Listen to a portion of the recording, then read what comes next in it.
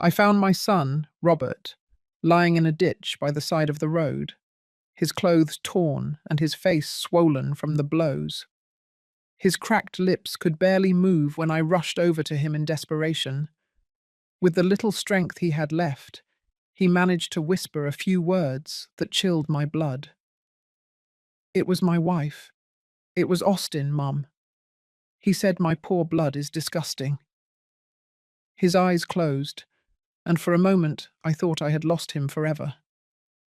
That morning had started like any other in my small frame house in Little Rock, where the aroma of freshly brewed coffee blended with the sound of the birds nesting in the old pecan tree in the yard.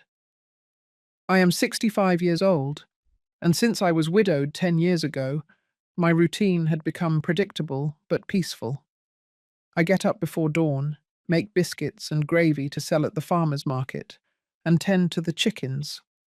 My husband left me as my only inheritance.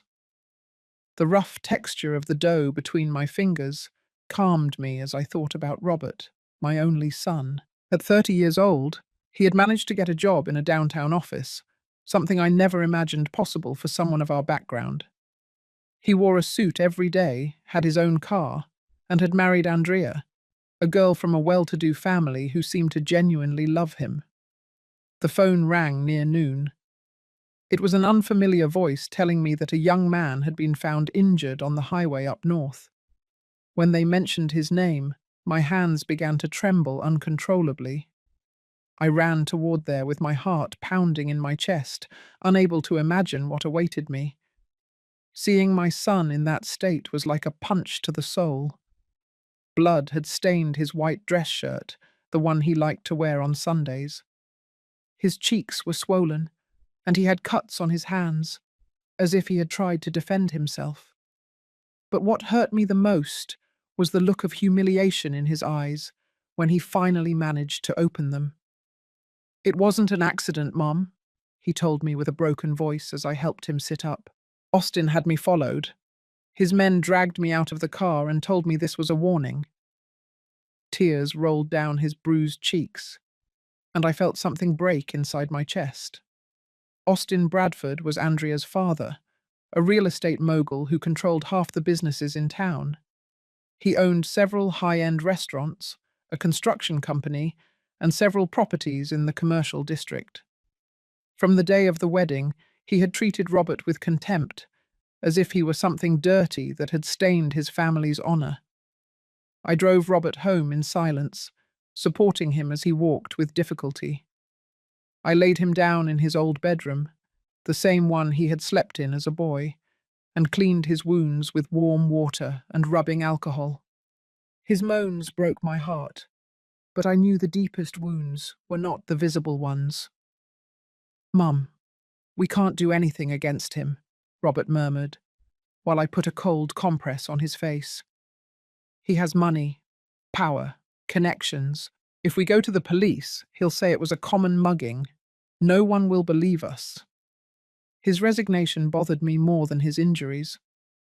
That night, after Robert fell asleep from the pain medication, I sat in the kitchen remembering my mother's words. She had died when I was 40, but before she passed, she had taught me things I never thought I would have to use. "Helen," she would say to me, "rich people think that we poor people have no memory, that we don't know how to keep secrets, but we see everything, we hear everything, and when the right time comes, we use that information." I picked up the phone with firm hands and dialed a number I had engraved in my memory for decades. On the third ring, my older brother's husky voice answered on the other end. "Ezekiel," I said without preamble, "do you remember what Mom taught us in secret when we were kids? It's time to put that into practice." Ezekiel arrived at my house before dawn, as we had agreed on the phone. My older brother was 70 years old, but he still had that penetrating look that had reassured me since childhood.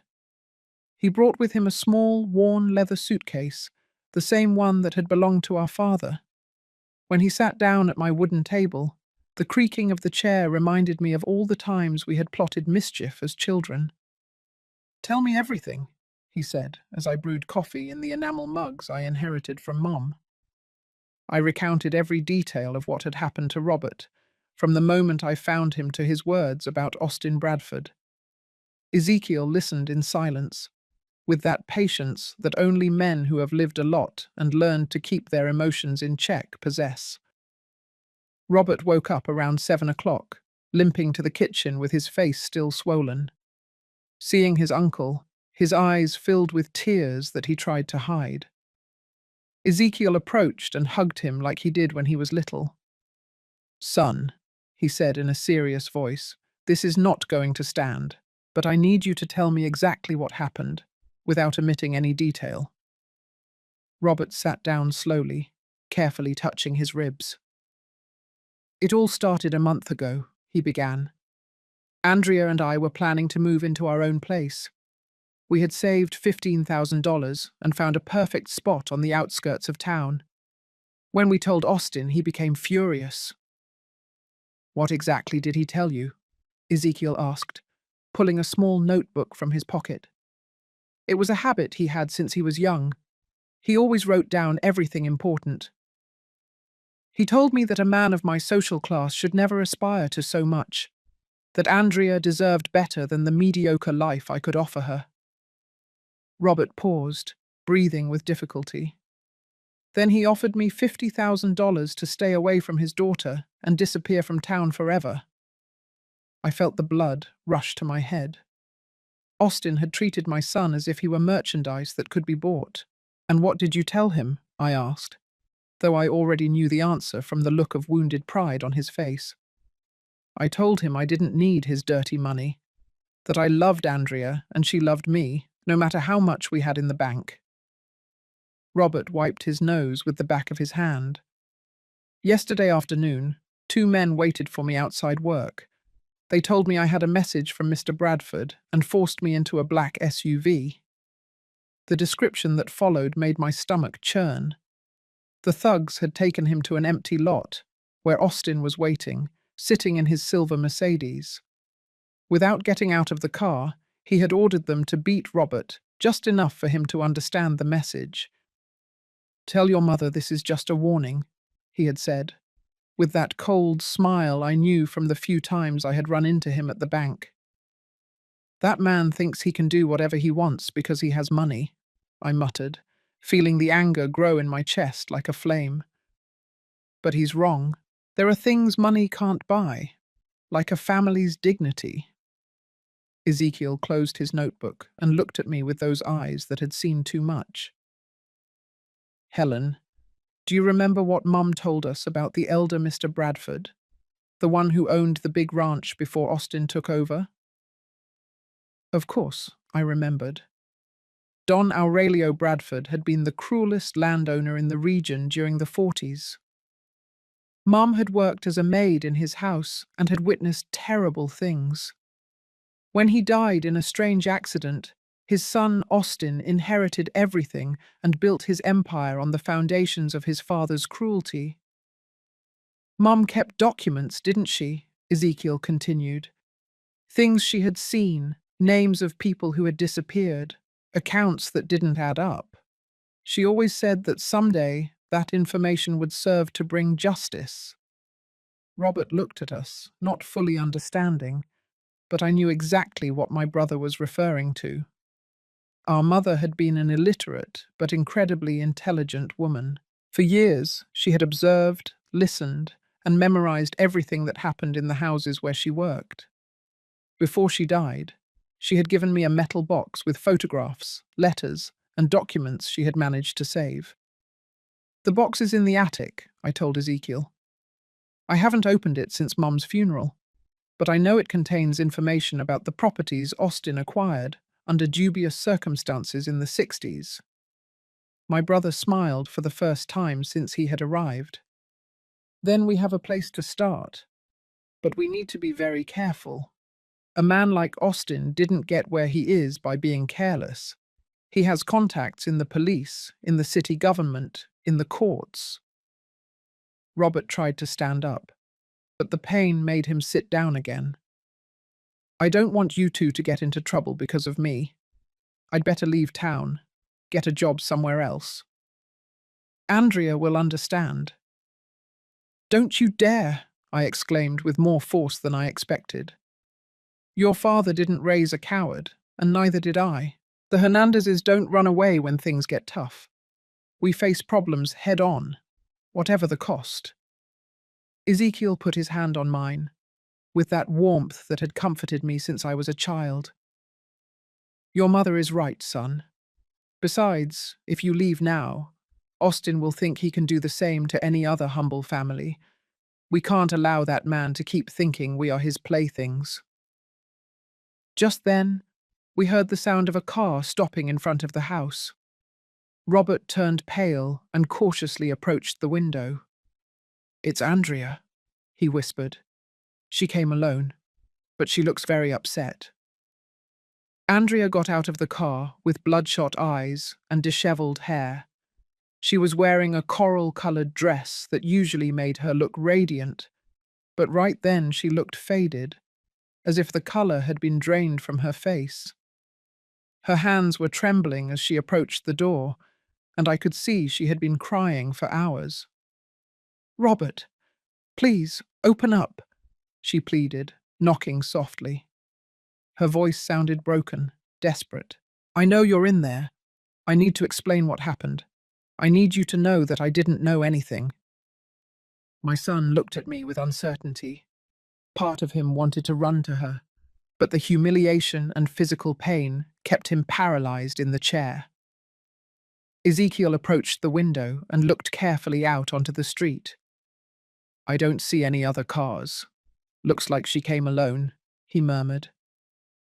I opened the door, and Andrea almost collapsed into my arms. Her sweet perfume contrasted with the smell of dirt and sweat that still permeated Robert's clothes. "Mrs. Helen, it's me. I'm so sorry. My father is a monster. I didn't know what he was capable of." I led her to the living room, where Robert was waiting with clenched fists. When Andrea saw his bruised face, she covered her mouth, stifling a scream. "My God, Robert, what did he do to you?" She went to touch him, but he instinctively recoiled. "Your father had me beaten because he thinks my blood is too poor to mix with his," Robert said bitterly. "He offered me $50,000 to disappear from your life. I guess that's what I'm worth to him." Andrea sat on the worn sofa, wiping her tears with a lace handkerchief. "Last night I overheard Dad talking on the phone with someone. He was saying that the problem had been solved, that he no longer had to worry about that boy. When I asked him what he meant, he yelled at me to stay out of his business." "And what did you do?" Ezekiel asked, studying every expression of the young woman. He had inherited our family's natural distrust of people with money. "I checked his phone while he was sleeping," Andrea confessed, looking down. "I found messages with someone called the Goat. He had paid him $2,000 to teach the boy some manners." When I read that, I immediately knew it was about Robert. Silence filled the room. I felt the rage growing in my chest, like a fire consuming everything in its path. Austin had not only ordered my son to be beaten, but he had documented his crime as if it were just another business transaction. "There's something else," Andrea continued, pulling an envelope from her purse. "A man came to the house very early this morning. He handed this to my father and left without saying a word." The envelope contained blurry photographs showing Robert being beaten by two men while Austin watched from his car. "It's blackmail," Ezekiel murmured, examining the images. "Someone else was there last night. Someone who photographed everything and now wants to profit from the situation." Robert took one of the photographs with trembling hands. Seeing the graphic evidence of his humiliation seemed to awaken something in him. "We can't let this go on," he said in a firmer voice. "If we give in now, Andrea's father will think he can do whatever he wants to anyone he considers inferior. Andrea approached him. This time, Robert didn't back away. I love you, she said, carefully taking his hand. I don't care what my father says. I don't care about his money or his social standing. I want to be with you, no matter what happens. Your father will never allow it, I replied, feeling a mixture of tenderness and worry for the girl's naivety. Men like Austin Bradford don't accept defeat. If he can't separate you from Robert with money, he will find another way. Then we have to be smarter than him, Andrea declared with a determination I hadn't seen in her before. I know his businesses. I know where he keeps his important documents. I know his routines and his contacts. If you are going to confront him, you will need all the information possible. Ezekiel looked at her with new attention. Would you be willing to help us knowing that it could mean betraying your own family? My true family is here, Andrea answered, squeezing Robert's hand. My father stopped being my family when he decided that love could be bought with money. I got up and walked to the window, watching the empty street. The sun was starting to warm the pavement, and street vendors were beginning to pass with their carts. It was a normal morning in a town where people worked honestly to earn a living, but I knew that nothing would ever be the same after this. All right, I finally said, turning to all of them. But if we are going to do this, we will do it correctly. We are not going to sink to his level by using violence. We will use his own arrogance against him. Ezekiel nodded, immediately understanding my plan. Mum always said that powerful people make mistakes when they feel too secure. They get careless, they talk too much, they trust people they shouldn't trust. Exactly, I continued. Austin thinks we are ignorant, that we don't know how to defend ourselves. That's going to be his downfall. Andrea, I need you to tell me everything you know about your father's businesses. Every detail, every name, every suspicious transaction you've heard him mention. Andrea straightened up, wiping her last tears. My father has an office at home where he keeps documents he never takes to work. It's always locked, but I know where he hides the spare key. He also has secret meetings on Thursday nights with men who arrive in cars without license plates. What kind of men? Robert asked, his voice taking on a more decisive tone. Tough guys, with scars, who speak in low voices and constantly look around. Dad receives them in the basement and always pays them in cash. Andrea paused, as if remembering something important. Once I heard them mention something about land that had been cleared for new constructions. Ezekiel and I exchanged a meaningful look. That sounded exactly like the stories Mum told us about Austin's father, when he convinced farmers to sell their land for much less than it was worth. Andrea, I said seriously, would you be willing to get us access to that office? I wouldn't ask you this if it weren't absolutely necessary, but we need solid proof of what your father is doing. The young woman didn't hesitate for a second. I'll do whatever it takes to protect Robert and to stop my father. It's time someone put a stop to him. 2 days later, Andrea returned to my house with a tense but determined expression. She was wearing a peach-colored blouse and dark pants, dressed as if for a business meeting. In her hands, she held a manila folder that seemed to weigh more than it should. Robert had recovered enough to walk without a limp, although the bruises on his face still told the story of Austin's cruelty. I got the documents, she announced, placing the folder on the kitchen table. Dad went out last night to one of his meetings and didn't come back until very late. I had 3 hours to photograph everything I found in his private office. Ezekiel immediately approached, adjusting the glasses he had taken from his shirt. For 40 years, he had worked as an accountant at a trucking company and knew how to recognize financial irregularities better than anyone. What kind of documents were you able to get? He asked as he opened the folder. Land purchase agreements, cash payment receipts, Photographs of properties before and after they were acquired. Andrea sat down next to Robert, who took her hand for support. I also found a list of names with amounts of money next to them. Some names are crossed out in red ink. The contents of the folder chilled my blood. There were photographs of farming families being evicted from their homes, contracts signed under obvious pressure, and most disturbing, a list of people who had disappeared after refusing to sell their properties. I recognized some names. Don Jeronimo Vasquez, who had a small plot near the river, the Morales family, who raised goats in the hills. All had mysteriously disappeared in the last 5 years. "This man is worse than I imagined," I murmured, examining a receipt for $25,000 paid to someone identified only as the cleaner. "He doesn't just steal land, he also eliminates those who stand in his way." Robert turned pale as he looked at the photographs. "Andrea, if your father finds out you took these photos, he'll do the same thing to you that he did to these families."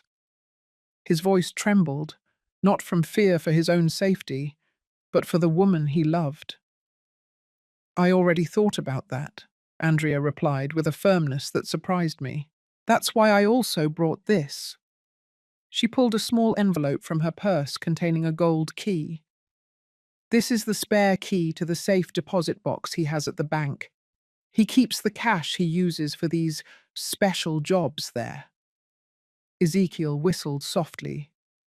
"If we can prove he has hundreds of thousands of dollars unaccounted for, we can connect him to all these crimes." He stopped, looking at Andrea with concern. "But getting that information is going to be very dangerous. Banks have security systems, cameras, guards." "My father took me several times when I was a child," Andrea explained. "I know the manager, Mr. Aurelio Carter. He's been a family friend for 20 years. I could convince him that I need to review some inheritance documents that Dad left me in custody." "It's too risky," I objected, feeling like a mother protecting her daughter. "If Austin finds out what you're doing, he won't hesitate to hurt you. Men like him have no limits when they feel threatened." Just then, the phone rang, interrupting our conversation. It was a jarring sound that made us all jump. Robert went to answer, but after the second ring, the call was cut off. Immediately it rang again, following the same pattern. 2 rings and silence. "Someone is watching us," Ezekiel murmured, cautiously approaching the window. "It's a signal. Someone wants to get our attention without risking being heard." His experience in the army during his youth had taught him to recognize this type of communication. The phone rang a third time, but this time Robert answered immediately. "Hello?" he said, his voice tense. On the other side, a husky, clearly distorted voice was heard. "If you want justice for the boy, come to the old cemetery at 10 o'clock tonight. Come alone.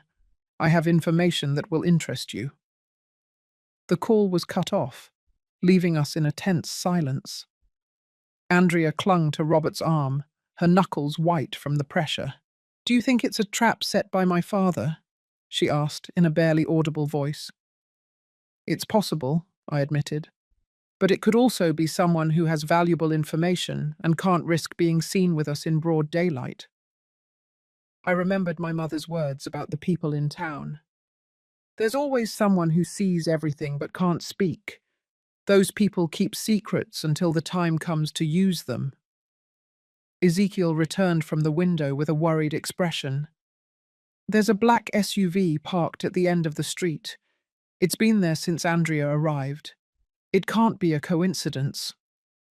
"Those are my father's men," Andrea confirmed, turning pale. "I recognize them. He always sends people to watch when he suspects something." She stood up abruptly, heading toward the door. "I have to go. If they see me here too long, they'll report it to Dad." "Wait," I stopped her, taking her arm gently. "If you go to the bank tomorrow, go early, before your father wakes up. and keep your cell phone on. If something goes wrong, call the number I'm going to give you immediately." I wrote down the phone number of my cousin Mary, who worked as a nurse at the hospital. She was one of the few people in town who wasn't afraid of Austin Bradford and who had contacts elsewhere if we needed urgent medical or legal help. "Andrea," I said, looking her directly in the eyes, "I want you to understand that once we do this, there's no going back. Your father will find out that you were the one who provided this information. Are you completely sure you want to go through with this?" The young woman looked at Robert, whose eyes were full of admiration and concern. Then she looked at me, and I saw the same determination in her eyes that I had seen in my own mirror during the most difficult moments of my life. "Mrs. Helen, my father destroyed my childhood with his cruelty. He destroyed my youth with his obsessive control. I will not allow him to destroy my future with Robert." She headed toward the door, but stopped before leaving. "Tonight, when you go to the cemetery, be very careful. My father has contacts all over the city. If someone recognizes or follows you, it could be a death trap." After Andrea left, the three of us remained in silence, each lost in our own thoughts. The weight of what we were about to face was beginning to become real. It wasn't just the story of a mother protecting her son. It was the story of ordinary people confronting a corrupt system that had operated in the shadows for decades. "Mum," Robert finally said, "do you think we're doing the right thing? Maybe we should take the money Austin offered and start a new life somewhere else." I looked at him with the same seriousness my mother had looked at me with when she taught me the most important lessons in life.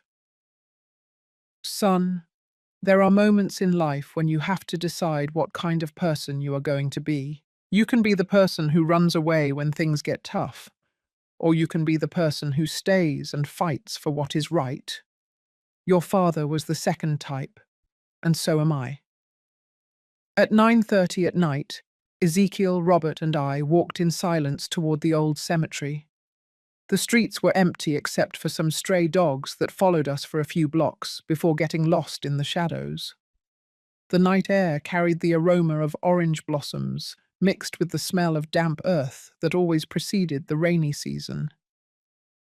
The old cemetery was located on the outskirts of town, surrounded by a rusty iron fence that creaked in the wind. The oldest gravestones dated back to the turn of the last century, many of them tilted by time and covered with moss. The full moon provided enough light to walk among the graves without tripping, but it also created unsettling shadows that seemed to move around us. "There he is," Ezekiel murmured, pointing to a figure waiting next to the Herrera family mausoleum. It was a tall, thin man, dressed in dark clothing and a baseball cap that partially concealed his face. As we got closer, I could see that he was about 50 years old and had a scar running across his left cheek from his ear to the corner of his mouth. "Are you the family of the beaten boy?" he asked in a husky voice, staying in the shadows. His accent revealed that he wasn't from town. He probably came from some larger city up north. "That's us," Robert replied, taking a step forward despite his ribs still hurting. "Who are you? Why do you want to help us?"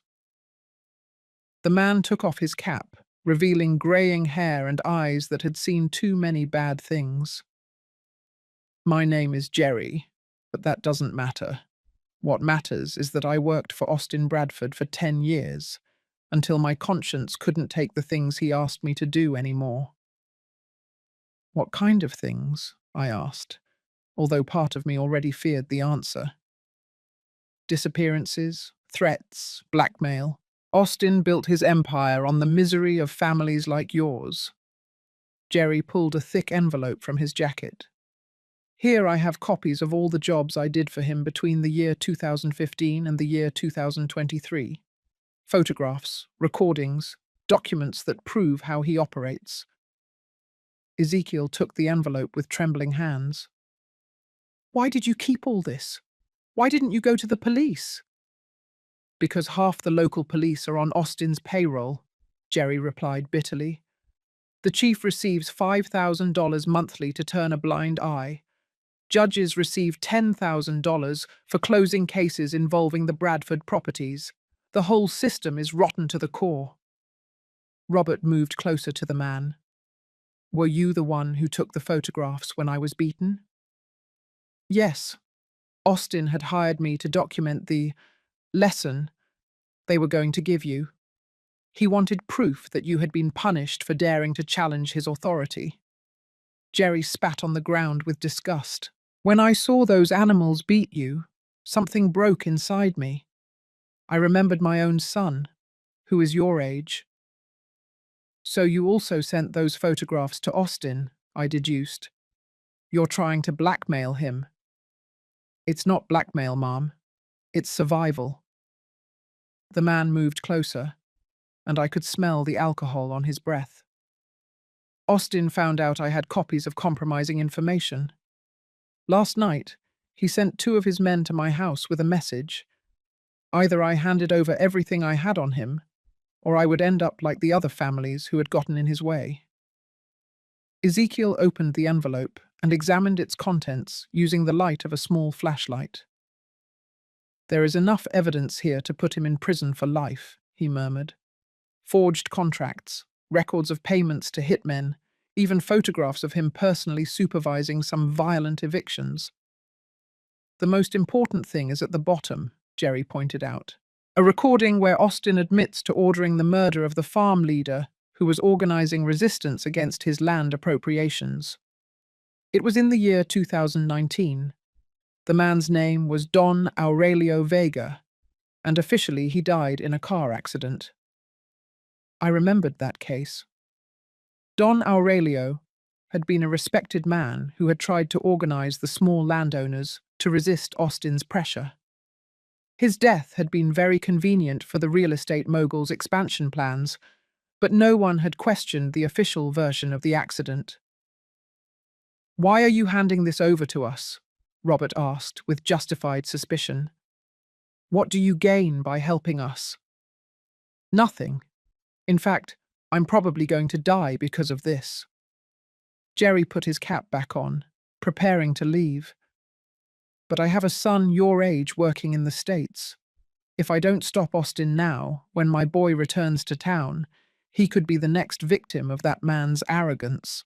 "Where are you going now?" I asked him, feeling a mixture of gratitude and concern for this stranger who had risked everything to help us.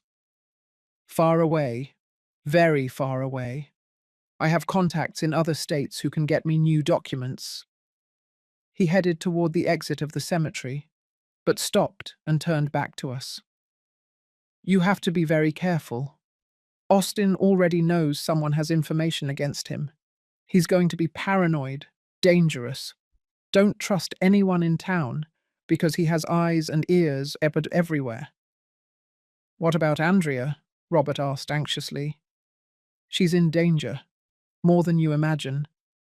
Last night I overheard Austin talking on the phone with someone about sending his daughter to a boarding school in Europe. He wants to keep her away from town until all this calms down." Jerry paused. "But I also heard something more worrying. He mentioned that maybe it was time to definitively clean up the problem of his son-in-law's family." My hands involuntarily closed into fists. "Is he threatening us too?" "Not just threatening, ma'am. Planning. He has a meeting scheduled tomorrow night with the cleaner, the same man who took care of Don Aurelio Vega and the other disappeared families." Jerry's voice sounded tense for the first time. "If you're going to do something with this information, you have to act fast. After tomorrow, it could be too late." The man disappeared into the shadows of the cemetery, leaving us alone with an envelope full of evidence that could destroy Austin Bradford, but that could also cost us our lives if we didn't use it correctly. We walked back home in silence, each processing the implications of what we had heard. Robert was ahead, limping slightly, but with a determined step. Ezekiel walked beside me, protecting the envelope as if it were the most valuable object in the world. which was probably true at that moment.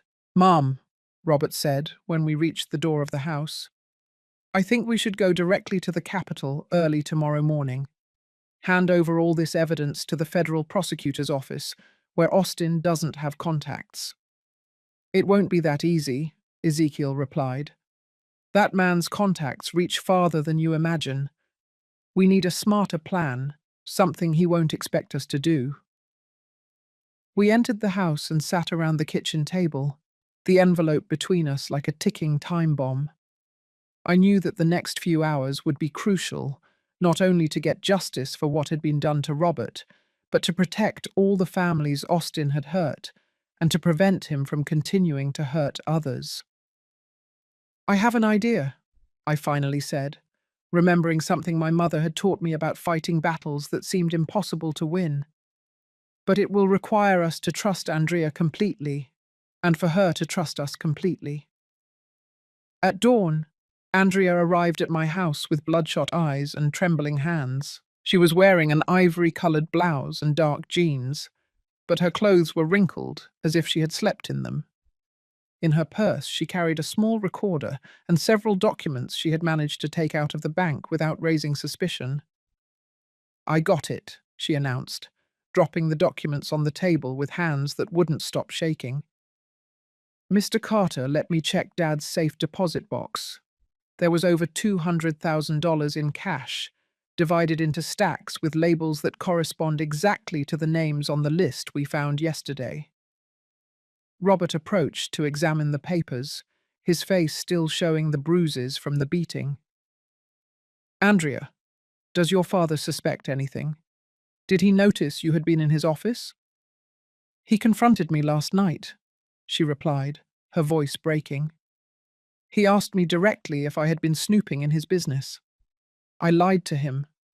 I told him I was just looking for Mom's documents that he had stored after her death." She stopped to wipe away tears. "But I don't think he completely believed me. This morning I found 2 of his men searching my room." Ezekiel looked up from the documents he was examining. "Did they find anything compromising?" "No, because I had hidden everything in my Aunt Norma's attic." Andrea sat down next to Robert, who immediately put his arm around her shoulders. "But Dad told me he had made a decision. This afternoon I'm traveling to a boarding school in France. He says I need to get away from town until certain problems are resolved."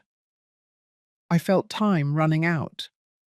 If Austin sent Andrea out of the country, we would lose our most valuable source of information, and also the only person who could testify directly about her father's criminal activities. "You cannot get on that plane," I told her firmly. "Once you are in Europe, your father will have the time and freedom to eliminate all the evidence and get rid of any witness who might incriminate him, including us." "What can I do?" Andrea asked desperately. "If I refuse to travel, he will definitely suspect that I am working with you."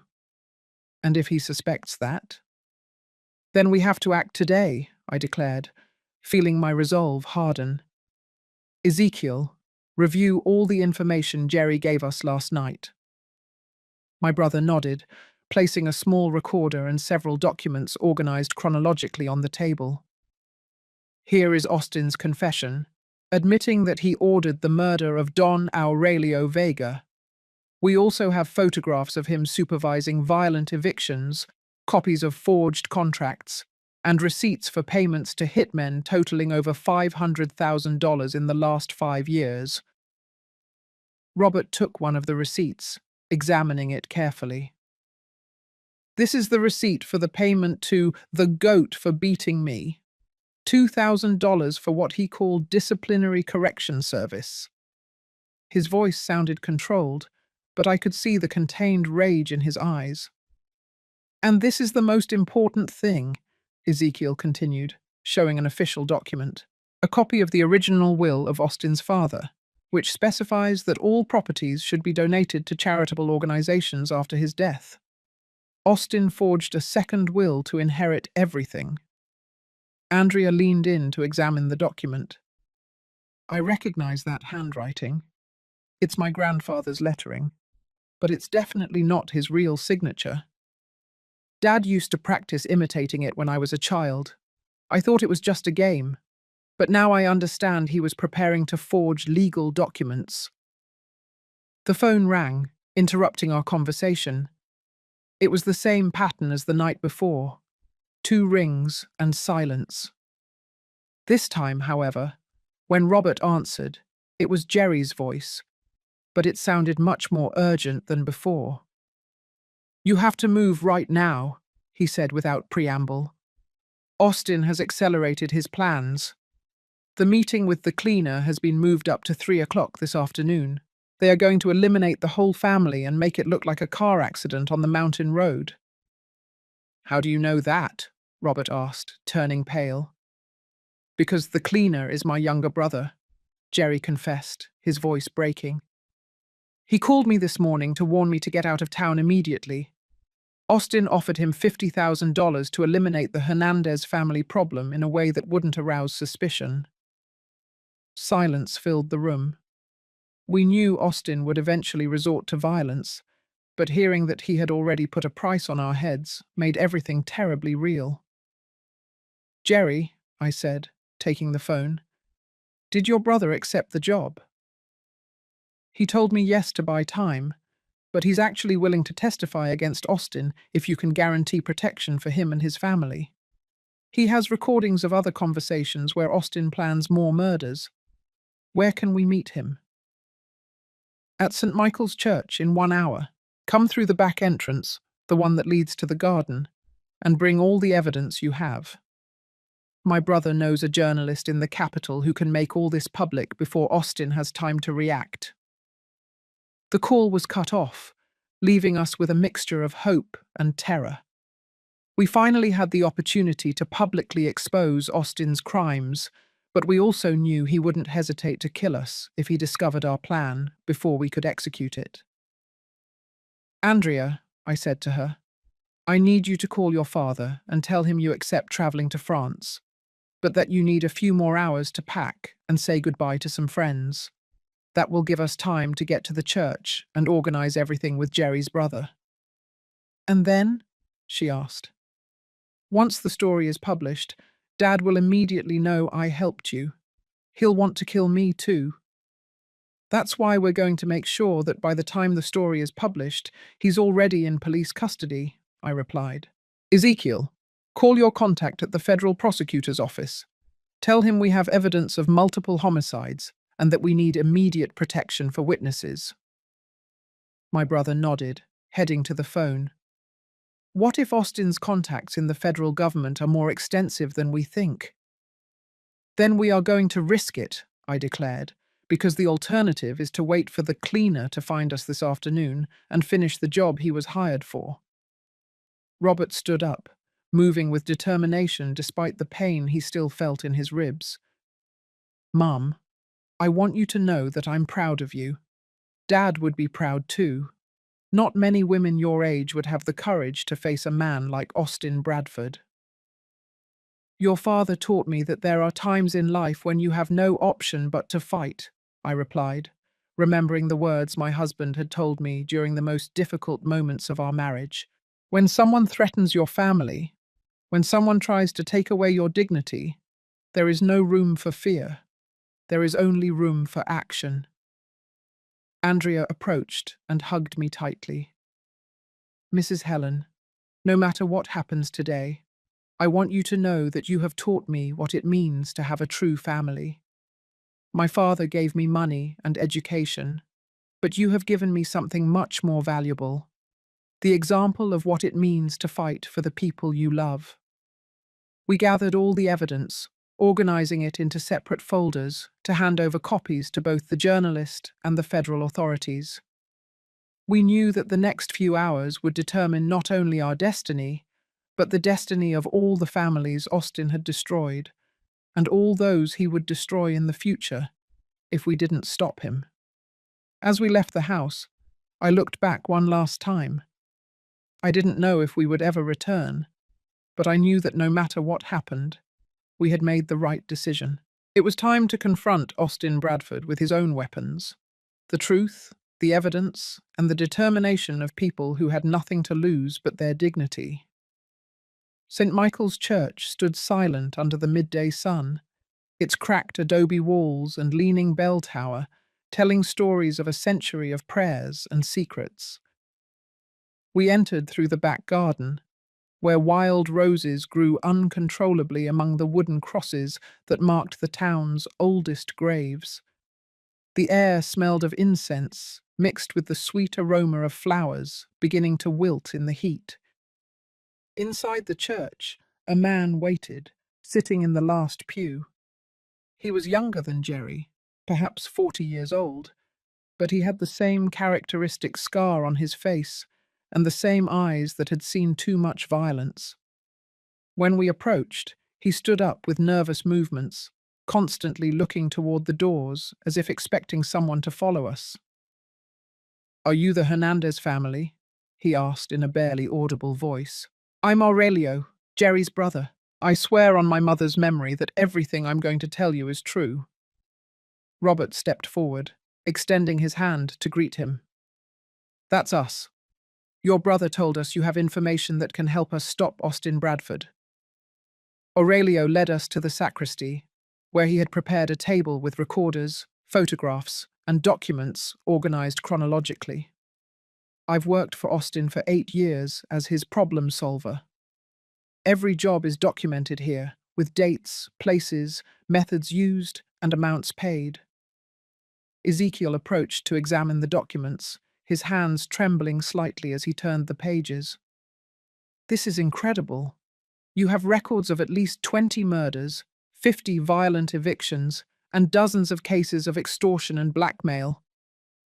"The most important thing is here," Aurelio said, pointing to a digital recording. "Austin admitting that he plans to eliminate his own daughter if she continues to help you." The conversation was last night, after he found out Andrea had been at the bank, checking his private documents. Andrea turned pale and staggered slightly.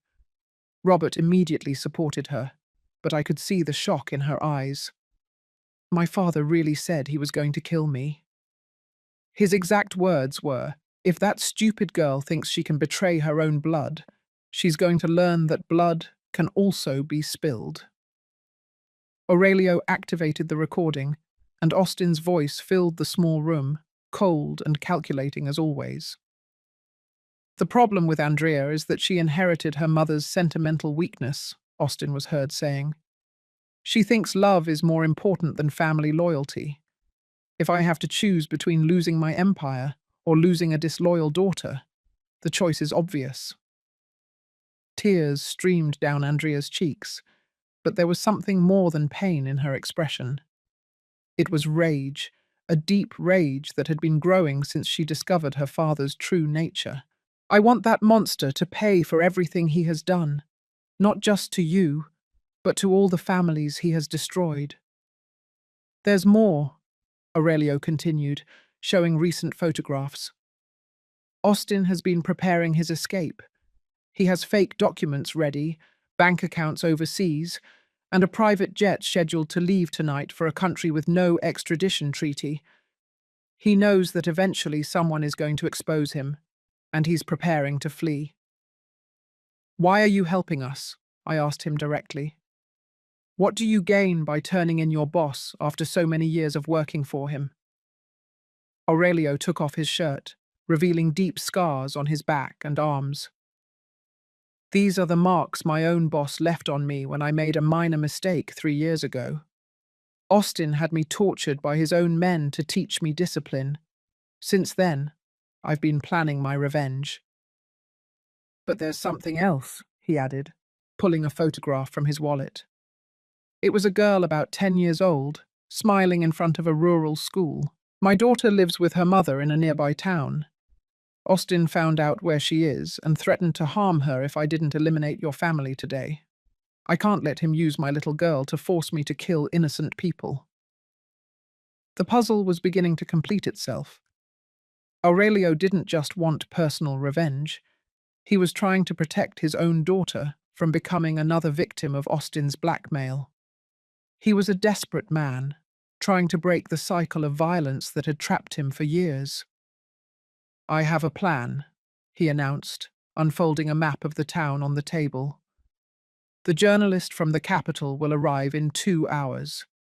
We need to keep you safe until then, and we also need to make sure Austin can't escape before the story breaks."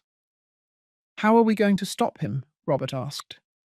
"That man has bodyguards, weapons, and contacts everywhere. We can't confront him directly." "We are not going to confront him directly," Aurelio replied with a smile that chilled my blood. "We are going to use his own paranoia against him. Austin is expecting me to eliminate your family this afternoon. Instead, I'm going to call him and tell him that I found evidence that Andrea is planning to escape the country with you, taking compromising information." "That will infuriate him," I objected. "He'll want to kill us immediately." "Exactly. But it will also force him to move personally. Austin never delegates matters he considers truly important. He will come here with few men, trusting that I have already eliminated the main threat." Aurelio pointed out several spots on the map. "This is where we are going to set the trap." Andrea approached the map, studying the strategy with surprising attention. "I know my father's habits. He always carries his personal phone when he goes to supervise important jobs. We could record the entire conversation when he arrives here." "It's risky," Ezekiel murmured. "If something goes wrong, if Austin suspects the trap, he'll kill all of us without hesitation." "The alternative is to wait for him to take control of the situation," I countered. "At least this way we have a chance to surprise him instead of being his passive victims." Aurelio checked his watch, showing increasing nervousness. "The journalist should be arriving in 1 hour. I'll call Austin in 15 minutes to set the bait. You all have to be hidden, but in a position to record everything he says when he arrives." "And then?" Andrea asked. "After we have all the evidence recorded?" "Then we are going to hand over everything to the federal authorities and the media simultaneously. We are going to make so much public noise that not even your father's corrupt contacts will be able to protect him." Robert took my hand, squeezing it tightly. "Mum, I want you to know that no matter what happens today, I am proud to be your son. You taught me that some battles are worth fighting, even when the odds are stacked against you. And you taught me that it is worth risking everything for the people we love," I replied, looking at Andrea with the affection that had grown for her during these difficult days. "Now let's show Austin Bradford that he severely underestimated this family." Aurelio headed toward the sacristy phone, preparing to make the call that would set our final plan in motion. We all knew that the next few hours would determine whether we would get justice or whether we would become the last victims of Austin Bradford's criminal empire. "It's time," Aurelio murmured, dialing the number. The phone rang twice before Austin's familiar and arrogant voice answered on the other end. "Boss, we have a serious problem," Aurelio said into the phone, modulating his voice to sound urgent but controlled. "The girl Andrea is not at home. Her neighbors told me they saw her leaving early this morning with suitcases and documents. I think she's planning to run away with the Hernandez family." From our hiding place behind the main altar, we could hear Austin's heavy breathing through the speakerphone that Aurelio had discreetly activated. "Are you sure about that?" the voice asked, with that coldness we knew so well. "My daughter doesn't have the guts to betray me like that." "Boss, I found this in her room," Aurelio continued, holding up a fake photograph he had prepared. "It's an image of her with the Hernandez boy at the bus station. It looks like they're planning to leave together this afternoon, probably toward the capital where they have contacts in the press." The silence on the other end of the phone lasted several eternal seconds. When Austin spoke again, his voice trembled with contained rage. "That stupid girl has no idea what she's doing. Did you already eliminate the Hernandez family as I ordered?" "I'm in position, boss. But I thought I should inform you about Andrea before proceeding. What do you want me to do with her when she shows up?" Bring her alive.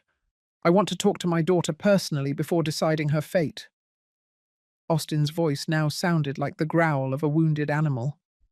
And make sure the Hernandezes can't tell anyone what they think they know. Understood. Understood. Boss, are you coming to supervise personally? I'll be there in 30 minutes. This time I want to make sure everything is done correctly. The call was cut off with a dry click that echoed in the silence of the church. Andrea was trembling violently, leaning against Robert, who held her tightly. You heard that, she murmured, her voice breaking. My own father just ordered my death over the phone. How can anyone be so monstrous? Because for men like your father, power is more important than blood, I replied, moving closer to hug her too. But now we have definitive proof of his criminal nature. That conversation is going to destroy any public image he has tried to maintain. Ezekiel checked the recording equipment, making sure everything had been captured perfectly. We have 30 minutes to prepare the trap. Aurelio, are you sure you can keep Austin fooled when he arrives? I've been acting for that man for 8 years, he replied bitterly. I know exactly what he expects to hear and how to behave to keep him confident. The important thing is that you all remain hidden until we have enough evidence recorded to completely sink him. The plan was simple but risky. When Austin arrived, Aurelio would report that he had captured the Hernandez family and that he had them tied up in the sacristy, waiting for orders. This would force Austin to enter the church and speak openly about his crimes, confident that his victims could not escape to tell. What if he brings more men than we expect? Robert asked, instinctively touching the ribs that still hurt from the previous beating. Austin is arrogant, Aurelio explained. He believes I am completely loyal and that I have eliminated the main threat. He will probably come alone, or with one bodyguard at most. In his mind, he has already won this battle. We positioned ourselves carefully behind the main altar, where a thick curtain concealed us, but allowed us to hear everything clearly. Andrea had placed her phone on record mode as a backup, and Ezekiel had the video camera ready that we had brought to document the entire encounter. The minutes passed slowly, each second marked by the ticking of the old tower clock that had counted the town's time for almost a century. The silence of the church was interrupted only by our nervous breathing and the distant sound of birds in the outside garden. Finally, we heard the roar of a powerful engine approaching. Aurelio discreetly peered out the window and signaled to us. It was Austin's silver Mercedes, exactly as predicted. He's coming alone, he whispered. His arrogance is going to be his downfall. Austin entered the church with firm steps, his impeccable linen suit contrasting with the humility of the sacred place. He wore sunglasses despite being indoors, and his Italian leather shoes echoed against the cracked tiles of the colonial floor. Where are they? He asked directly, without bothering with greetings. His voice filled the space with that authority he was accustomed to exerting over everyone and everything around him. In the sacristy, boss. All 3 tied up and ready for whatever you order. Aurelio played his part perfectly, showing the deference Austin expected from all his employees. And my daughter? Has that traitor shown up yet? Not yet, but I have the bus station under surveillance. When she arrives, we'll be waiting for her. Austin headed towards the sacristy with determined steps, but stopped halfway down the aisle. Aurelio, I want you to understand something. What we are going to do today is going to send a very clear message to the whole town. No one, absolutely no one, challenges Austin Bradford and lives to tell the tale. Understood, boss? You want it to look like an accident like the other times? No. This time, I want them to know exactly what happened to them and why. Austin's voice was filled with a chilling cruelty. I want that when the bodies are found, everyone understands that trying to humiliate me has deadly consequences. Andrea covered her mouth to stifle a sob, but Robert reassured her with gentle strokes of her hair. Ezekiel continued recording everything, documenting every word that came out of Austin's mouth as irrefutable evidence of his homicidal intentions. Furthermore, Austin continued, moving closer to the sacristy, when Andrea shows up, I want you to bring her directly here. She's going to see exactly what happens to people who betray their own family. Afterward, she'll take the first flight to Europe and stay there until she learns to be an obedient daughter. And if she refuses to cooperate? Austin stopped right in front of the sacristy door, so close that we could smell his expensive cologne mixed with the cigar smoke that always accompanied him. Then Andrea will accompany the Hernandezes on their final trip. I cannot allow any member of my family to stain the Bradford name. Just then, the sound of several cars arriving at the same time was heard. Austin immediately tensed up, looking toward the church's main door with an expression that mixed surprise and suspicion. "Were you expecting company?" he asked Aurelio, his voice suddenly dangerous. "No, boss. I don't know who it could be." The church doors swung open forcefully, and 3 men in dark suits entered, followed by a woman with a professional recorder and a television camera. It was the journalist from the Capitol with a federal prosecutor's office team. "Mr. Austin Bradford," one of the agents said in an official voice, "you are under arrest for multiple charges of homicide, extortion, and criminal conspiracy. Anything you say can and will be used against you." Austin's expression changed from arrogance to total shock in a matter of seconds. His eyes moved frantically between Aurelio, the agents, and the sacristy door where he believed we were hiding. "This is a mistake," he declared, his voice trembling for the first time since we had known him. "I don't know what you're talking about. I came here to pray, nothing more." Just then, we came out of our hiding place behind the altar. Austin saw us appear, and his face transformed into a mask of pure hatred. "You people," he yelled, pointing a trembling finger at us. "This is all your fault. A family of mediocrities trying to destroy a successful man." "No, Mr. Bradford," I replied calmly, approaching him without fear for the first time since this whole nightmare began. "This is all your fault, for believing you were superior to other people, for thinking that money gave you the right to destroy innocent lives." The federal agents handcuffed Austin while he shouted accusations and threats that no longer had any power over us. The journalist from the Capitol recorded every word, documenting the final collapse of a man who had built his empire on fear and violence. His impeccable suit looked ridiculous now that the metal handcuffs contrasted with his image as a respectable businessman. "This is not going to stand," he roared as the agents escorted him toward the exit. "I have contacts who are going to make all of you pay for this. Nobody humiliates me and lives to tell the tale." Andrea approached her father with firm steps, wiping away the last tears she would shed for him. "Dad, for 20 years I waited for you to love me as a daughter. Today I understood that you are incapable of loving anyone more than yourself. I hope the rest of your life in prison gives you time to reflect on all the families you destroyed." Austin looked at her with a mixture of contempt and something that might have been pain, but was probably just rage at being betrayed by his own blood. "Andrea, you are a sentimental fool, just like your mother. When I get out of this, and I will get out, you're going to regret choosing that trash over your own family." "My true family is here," she replied, taking Robert's hand and moving closer to me. "These people taught me what unconditional love means, something you could never give me despite all your money and power." The agents definitely took Austin away, but before leaving, the one who seemed to be in charge approached us. "Mrs.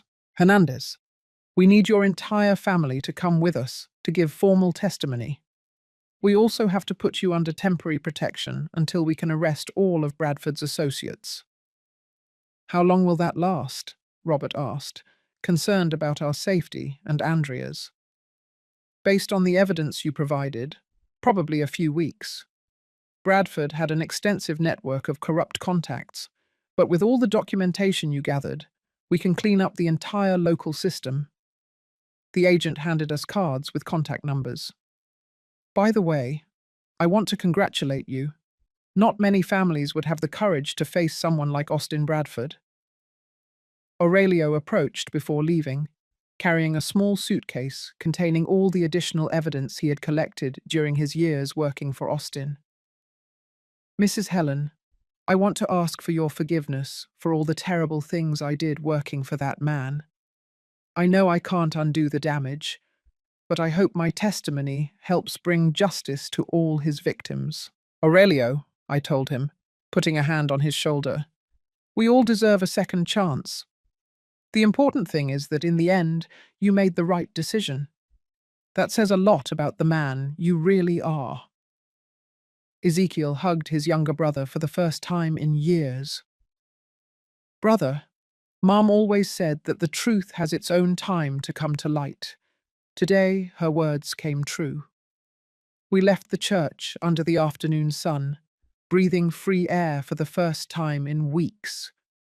The town streets looked different now, as if the weight of oppression had been lifted from every corner where Austin had extended his influence.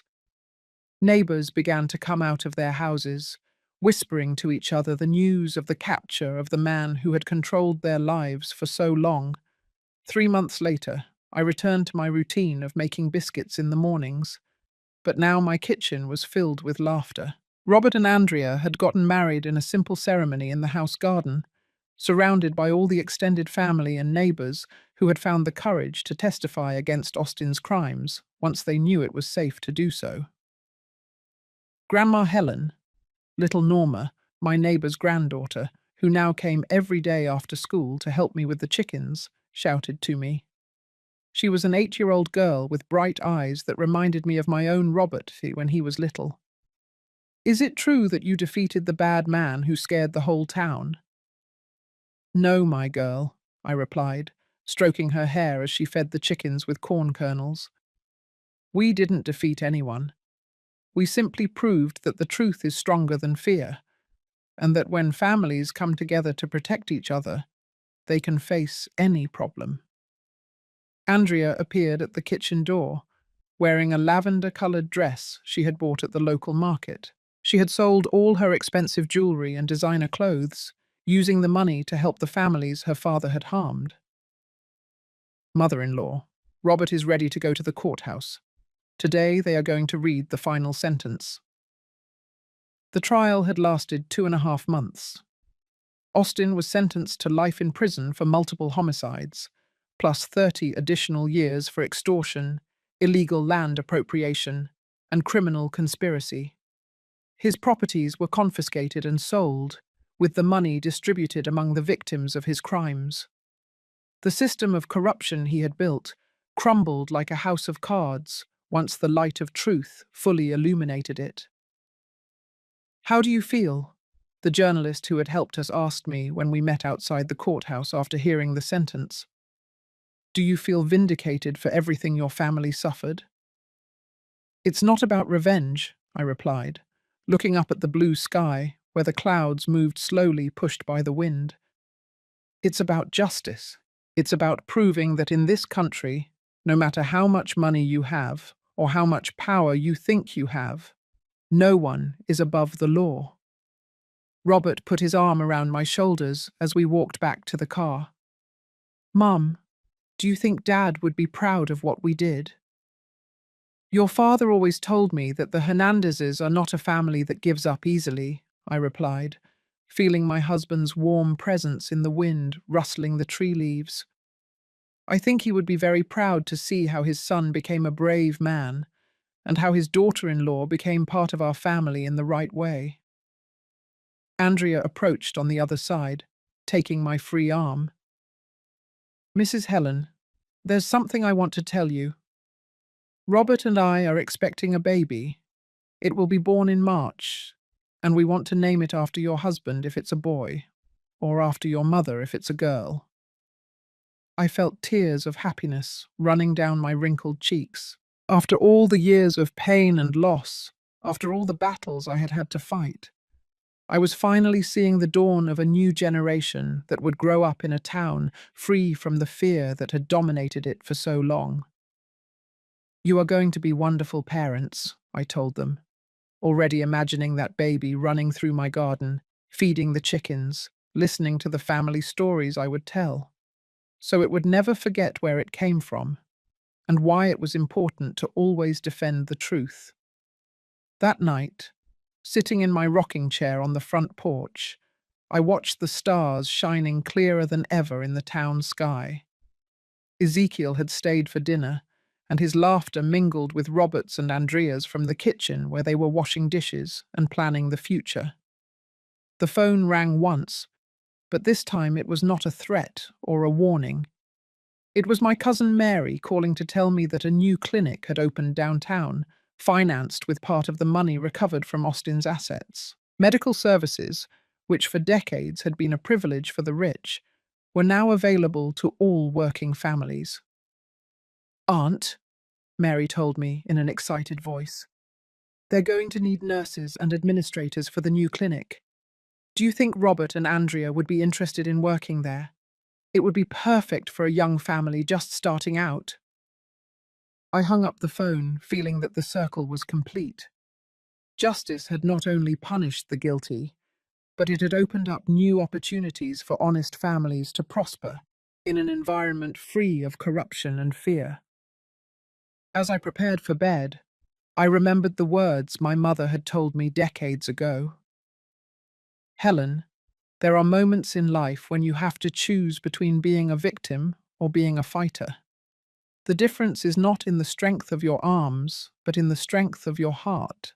That night, I slept deeply for the first time in months, knowing that we had chosen to be fighters and that our children and grandchildren would grow up in a slightly fairer world thanks to the decisions we had made when everything seemed lost.